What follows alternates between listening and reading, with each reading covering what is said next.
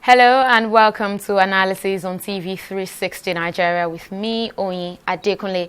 Now, most people tend to see the implications of the coronavirus pandemic first from an economic point of view.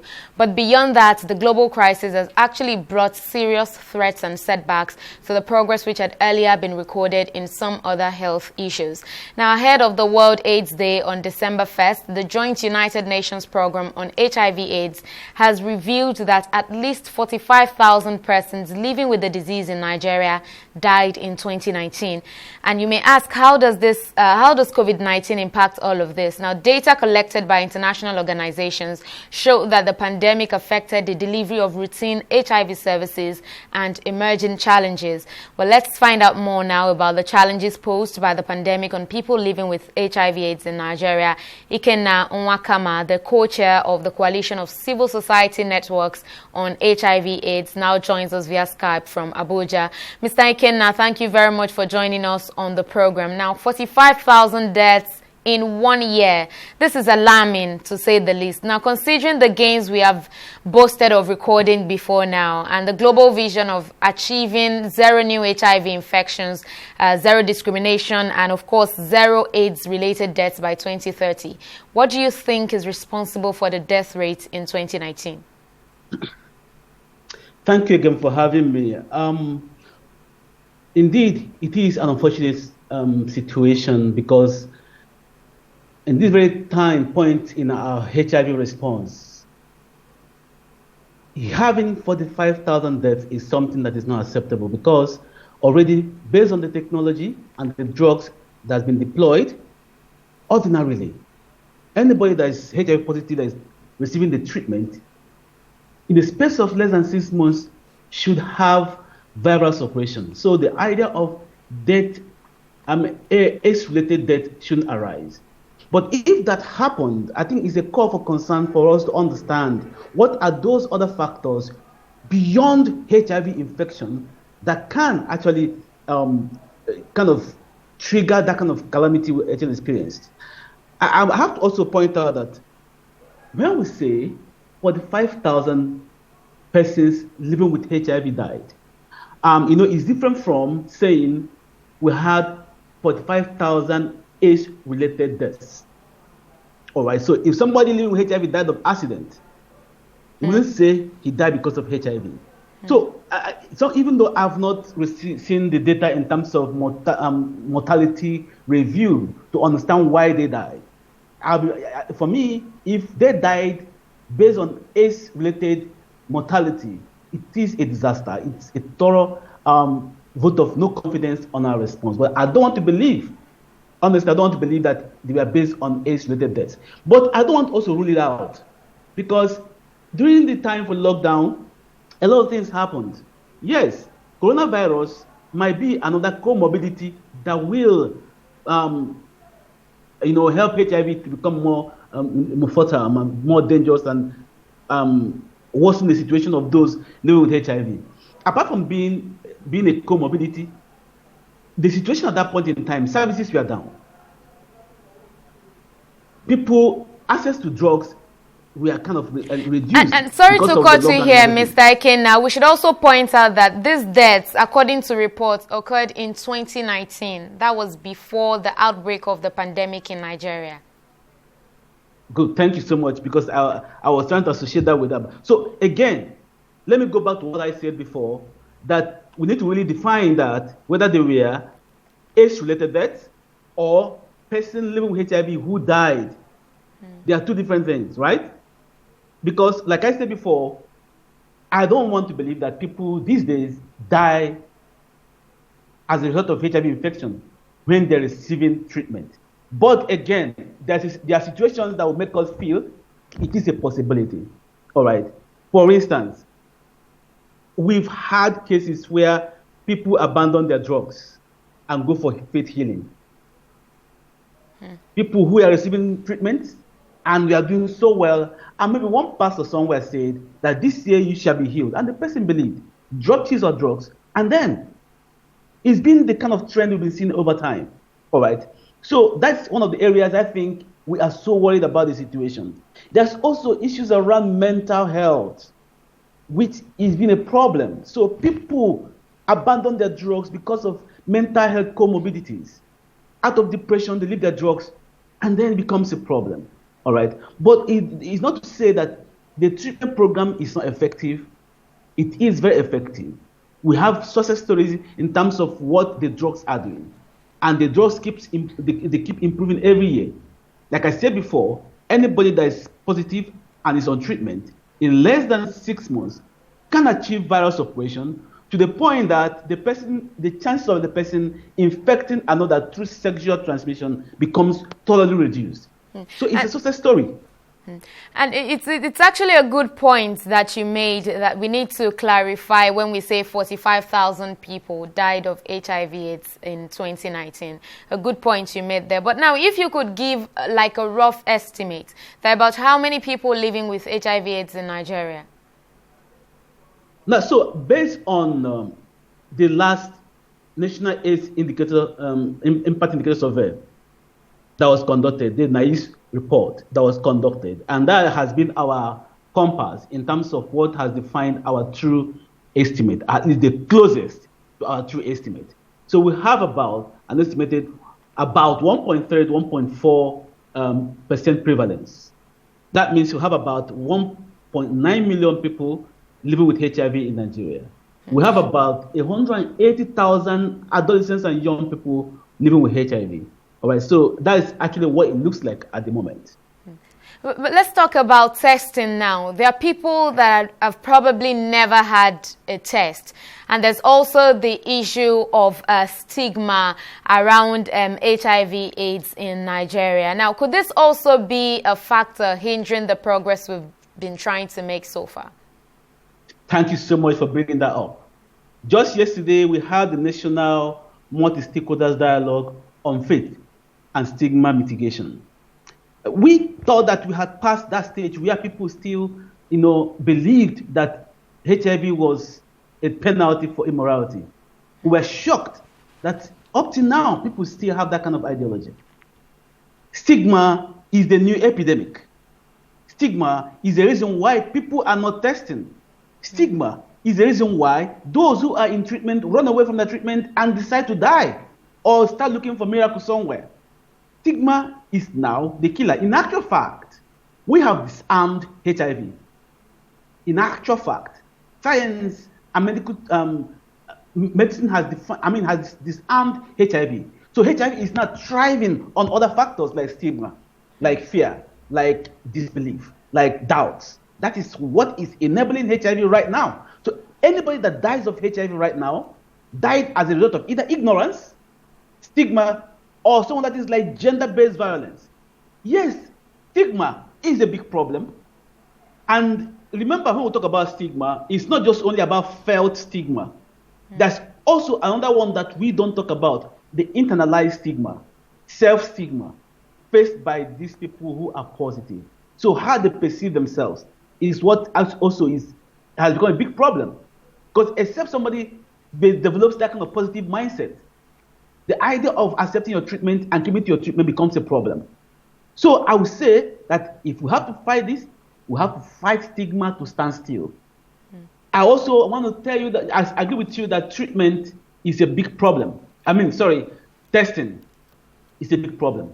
In actual fact, we have the 95 global targets, which means that by 2030, it's expected that 95% of all the true positives are tested and identified. And then is an entry point into the next 95, which means that those who are tested, 95% of those tested positive are in treatment. The third 95 that all of them, 95% of those in treatment achieve viral suppression. So in this whole cascade, the most important and where we are not doing well is that first 90, which is about testing. We have not been able to reach our optimum target in testing. People are still living in denial. People are still afraid of testing. People are still, it's still a big problem. So yes, we need to really up our game on that. Ikena, you said earlier you said that you expect that anybody who is positive and takes their drugs and takes treatment serious within 6 months should be able to have at least a level of, to a point where you can say that the person is can no longer, I don't know, for want of a better word now, to a point where the person can at least be safe. Let me put it that way. But currently now, what is the level to access to antiretroviral therapy in Nigeria? So, thank you. In actual fact, so we've not had problem with access because the drugs are there and they are free. So nobody can hide under the problem of access to say that's the reason why I'm not presenting myself. The hospitals are there, the drugs are there, and they are free. So there's no problem in that area. All we need to do is identify them and make them accept the process, the treatment plan, and then we support them to go through that process. Like I said, if they get into that process and are well managed, of course they are well managed. In less than 6 months or in about 6 months, ordinarily all things being equal, because I don't want to say it's an assurance, because people might have other morbidities that might also worsen the situation. But all things being equal, in about 6 months, the person should have viral suppression. Viral suppression means the viral load is completely suppressed to the point that it's like saying that I've chained down HIV is no longer active. The person can have children and the children will not be positive. The likelihood of the person, transmitting HIV sexually to his or her partner becomes thoroughly reduced. All right, so it is actually the big picture. It is actually where we are headed. So right now, I would say that we have no problem with managing HIV, but we have a problem with managing the ideologies and narratives that are, causing the disruptions and problems to our HIV program. All right, so Ms. Iken, I'll just have you take a pause here and while we go on a short break. So we'll go on a short break now. When we return, we'll still have Mr. Iken, and this time we'll be diverting the attention to how the response has been in the face of COVID-19. Please don't go away.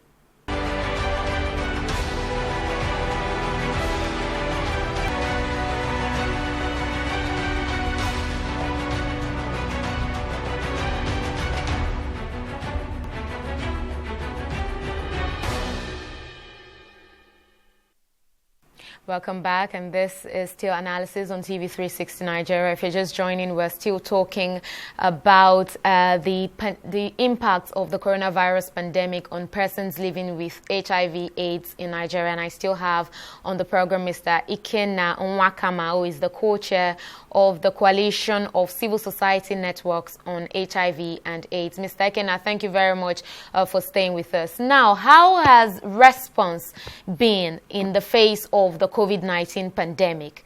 Now, that would mean getting treatment to people who need them and all of that. How has it been? Okay, so somehow maybe we should be a bit thankful to COVID-19 for making us, amplifying the demands we've been making over the years, that they should make HIV treatment a bit more flexible. There's what we call differentiated care model, where people who are HIV positive and are doing well, they don't need to be coming to hospital every other day. And because you have a large number, in some hospitals, you have a large number of people who are accessing drugs. And some hospitals, because they want to keep seeing the faces of these people, and maybe, I don't know, for some reasons, maybe get some money from them, we want to make them to come to hospitals every month, even when they don't need to. We have asked that to liberalize it. Anybody that is doing well has achieved viral suppression. The person doesn't need to come to hospital every day. You can give the person multi-months scripting. You can give the person up to 6 months drugs. But no, they've not accepted that over time. But COVID-19 has made that possible. It was a shock initially, but luckily for us, we were able to mobilize and get hospitals to now do what we've been preaching over time.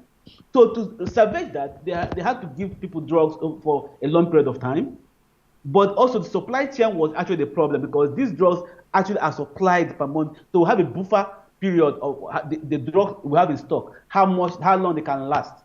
So that, shipment internationally, that was the problem. So that was where we felt that COVID-19 almost messed up the system. All right. So, but luckily for us, at least we've not had a serious shock from that COVID-19. We're able to manage that, and people who have HIV are getting their drugs. But like I said, It has taught us a lesson, and we're hoping that we can take that lesson moving forward and implement that to make it a bit more flexible and a bit more patient-centered in our approach to managing HIV. Yeah. And then the United Nations actually has a target of ensuring that 90% of all HIV positive people are diagnosed by the end of this year. Now, given the current circumstances on ground, how achievable do you think this is? Well, for Nigeria, we've not achieved that. So that's what you have the 90-90-90 target, right? That was the first one that by 2020, end of 2020, we achieved 90-90-90. The different 90s mean that 90% of those who are positive are tested and they know the results. And 90% of those who are tested and positive are enrolled into care and are kept in treatment. And 90% of those who are in treatment achieve viral suppression. That's the meaning of that 90-90-90. This is 2020, end of 2020. We've not achieved that. So we're at about 70-something, 80-something, 70-something. So we've not achieved that. Now the UNS has also put it up again to 95 by 2030. So we have this fear. If we were not able to achieve 90-90-90 by 2020, how possible will it be for us to achieve 95 by 2030? So we can say, let's start from the known to the unknown. The known is that we are not able to achieve 90-90-90. We don't know about 95 by 2030. So that's the situation, how it is for Nigeria today. But then does it not worry you that we've sort of got to a point, we've seen the kind of outcry or the kind of reaction that the whole COVID-19 pandemic brought from people, maybe because it's the pandemic and people needed to really get to understand all the issues surrounding it and all of that. But don't you think that we've gotten to a point when it comes to HIV AIDS now that people are sort of relaxed, and that's why you don't see people willingly or voluntarily going to the hospitals now to get tested? Yes, there's a joke that COVID-19 has made HIV look like a boy. So I think, all of a sudden, the star boy is now COVID-19. So people have forgotten that HIV is still in town. Let's not be distracted. HIV is still in town. COVID-19, in fact, what HIV can do, if we miss one step, in 6 months, we'll get back to where we were like 5 years ago. And that would be a disaster. And like I always say, anything that threatens the life of about over a million of any country is a national security. It's a national security issue. HIV is a threat to over a million Nigerians, and it should be considered as a national security issue. So it's not something you can say, right now we've achieved it, therefore we can go home and sleep. No. Let's even say that we have identified all the positives. Identifying them doesn't mean we've conquered HIV completely. We have to keep them in drugs all their lives. It takes a lot of budget, a lot of counseling, a lot of learning, because the learnings change every year. So we have to keep our eyes on the ball. This COVID-19 shouldn't be a distraction. HIV is still there and will continue to be a major public health problem in Nigeria. So my problem is this, that despite the fact that the donors have made it clear that they are not going to stay here forever, locally our government, they are not responding to the need to up their game and prepare for donor exit. Just imagine today that the American government says we are pulling our money away. And Nigerian government is not prepared to take care of the funding of over a million, almost 2 million Nigerians with HIV. You can imagine that kind of disaster. Just imagine. So are you saying now that most of the funding channeled into HIV treatments is actually from international donors, not from the Nigerian government? Completely, and over 90% international donors. That's serious. So we are dependent on foreigners. The life of our brothers and sisters are dependent on foreigners. And let me tell you, since we started fighting HIV, over about 10 states have not contributed 1 naira. I'm not talking about federal government. States, about 10 of them have not contributed 1 naira to support the fight against HIV. And we have forgotten that HIV infection is driven by factors in the community. For example, if there is something that is triggering HIV infection in Benue State, it is based on the failure of that system there. And that state should take responsibility for that, not federal government. So it cannot be, your failure should not be a burden on federal government. So I don't think it's right for us to ignore the states. And most of the time, we now look at federal government and ask, federal government is not doing this. No! The state government has a role to play, but unfortunately, they are doing nothing. Exactly, because I was just going to ask you, because you said earlier that there is need to fight, for instance, now stigma to a standstill. And communities must play active roles in this. So what role now can communities play to ensure that we drive engagement and awareness, especially at the grassroots? Good. Like I said yesterday, we had the National Multi-Stakeholders Dialogue on faith and stigma mitigation. That's one of those things we are doing to fight it from that approach. Why did we focus on faith communities? Because initially, stigma against HIV emanated strongly from faith narratives. The pastors, the imams were the ones that attached immorality to HIV. And that gave the red label and red light around HIV.